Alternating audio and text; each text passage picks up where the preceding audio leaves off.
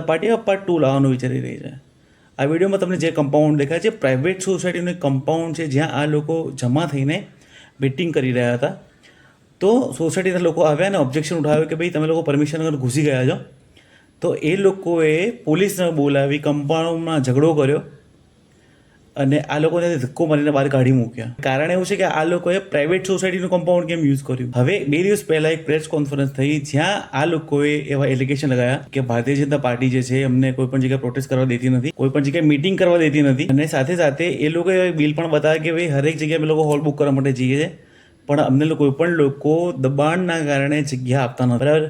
હવે સૌથી પહેલું કે લોકો એ કોમેન્ટ કરી રહ્યા છે કે પાર્ટ 2 લાવી રહ્યા છે પણ હવે તમારે કોઈનું રિઝાઇન જોઈએ છે. હવે રિઝાઇન જોઈએ છે નથી જોતું. આ લોકોનો પ્રોપોગન્ડા શું છે એ કોઈને ખબર નથી પણ આ લોકો હજુ કંઈક કરવાની ફિરાકમાં છે.